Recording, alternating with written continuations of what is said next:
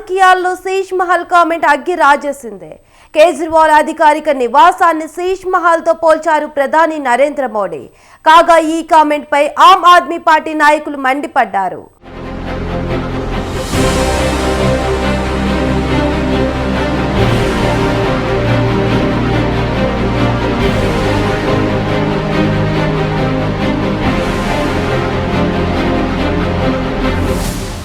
ప్రధాని నరేంద్ర మోడీ శీష్ మహల్ వ్యాఖ్య రచ్చరాజేసింది.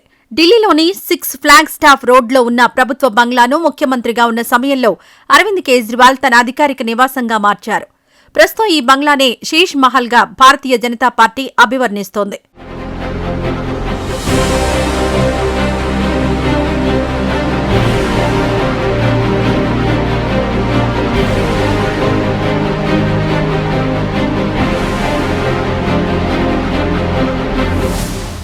ఇటీవల ఢిల్లీలో ఆయన అనేక అభివృద్ది కార్యక్రమాలను ప్రారంభించారు. ఈ సందర్భంగా ఆయన మాట్లాడుతూ ఆమ్ ఆద్మీ పార్టీ జాతీయ సమన్వయకర్త అరవింద్ కేజ్రీవాల్ అధికారిక నివాసాన్ని ఉద్దేశించి ఒక వ్యాఖ్య చేశారు.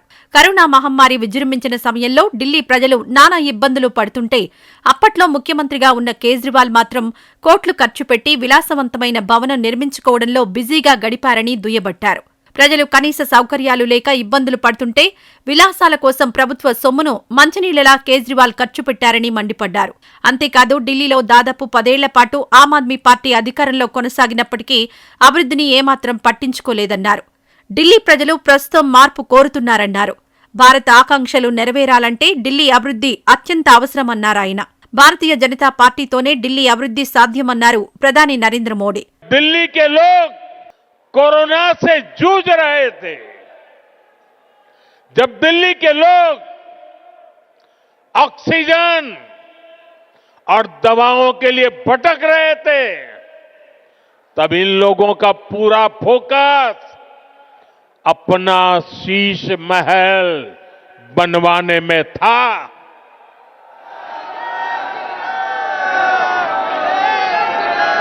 इन्होंने शीश महल का भारी भरकम बजट बनाया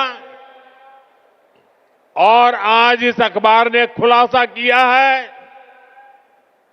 कि कैसे इस शीश महल पर उस बजट से भी 3 गुना ज्यादा पैसे खर्च किए गए.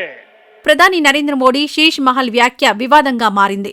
కోట్లాది రూపాయలు ఖర్చు పెట్టి కేజ్రీవాల్ తన అధికారిక నివాసాన్ని నిర్మించుకున్నారన్న ప్రధాని నరేంద్ర మోడీ ఆరోపణలు పూర్తిగా అవాస్తవమన్నారు ఆప్ నేతలు. అంతేకాదు శీష్ మహల్ అంటూ ప్రధాని నరేంద్ర మోడీ చేసిన వ్యాఖ్యలోని అవాస్తవాలను బయటకు వెల్లడి చేయడానికి ఆమ్ ఆద్మీ పార్టీ నాయకులు రంగంలోకి దిగారు. మీడియాను తీసుకుని ముఖ్యమంత్రిగా ఉన్న సమయంలో కేజ్రీవాల్ ఉపయోగించిన ప్రభుత్వ బంగ్లా దగ్గరకు ఆప్ సీనియర్ నేతలు సౌరభ్ భరద్వాజ్, సంజయ్ సింగ్ బయలుదేరారు. అయితే వీరి ప్రయత్నాలను పోలీసులు అడ్డుకున్నారు. ఇందులో సంజయ్ సింగ్ పార్లమెంట్ సభ్యుడు కాగా సౌరభ్ భరద్వాజ్ సాక్షాత్తు ఢిల్లీ మంత్రి.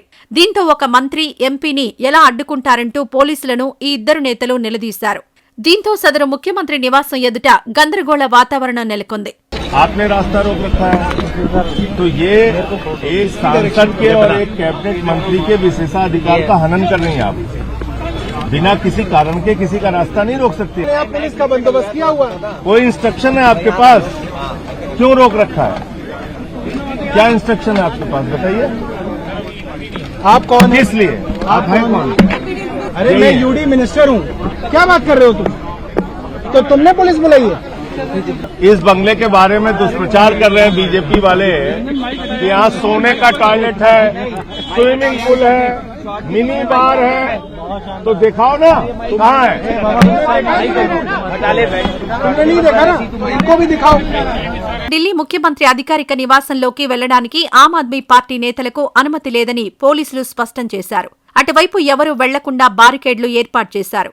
6 ఫ్లాగ్ స్టాఫ్ రోడ్లో ఉన్న ప్రభుత్వ బంగ్లాలోకి వెళ్లడానికి ఎవరికీ అనుమతి లేదని పోలీసులు తేల్చి చెప్పారు. దీంతో పోలీస్ చర్యకు నిరసనగా సంజయ్ సింగ్, సౌరభ్ భరద్వాజ్ కొద్దిసేపు అక్కడే ధర్నా చేపట్టారు. ఆ తర్వాత ప్రధాని నరేంద్ర మోడీ అధికారిక నివాసం ఉన్న లోక్ కళ్యాణ్ మార్గ్ వైపు వెళ్లారు. అయితే ప్రధాని నరేంద్ర మోడీ నివాసానికి దగ్గరగా రాగానే ఈ ఇద్దరు ఆప్ నేతలను పోలీసులు అడ్డుకున్నారు. ఇక్కడో ట్విస్ట్ ఉంది. కేజ్రీవాల్ అధికారిక నివాసాన్ని శీష్ మహల్ అంటూ బీజేపీ అభివర్ణిస్తే ప్రధాని నరేంద్ర మోడీ అధికారిక నివాసాన్ని రాజ్మహల్ అంటూ విమర్శించింది ఆమ్ ఆద్మీ పార్టీ.